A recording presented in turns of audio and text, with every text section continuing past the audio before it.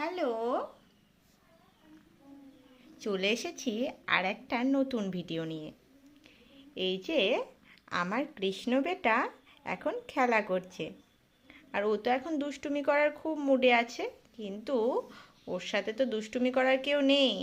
ওর ভাই বোনেরা সব বাইরে খেলা করছে, আর ও বেচারা এখানে একা আছে। ও তো খেলতে চাইছে। একটু সুযোগ পেলে ও এবার ছুটতে চলে যাবে। একবার তাকিয়ে দাও।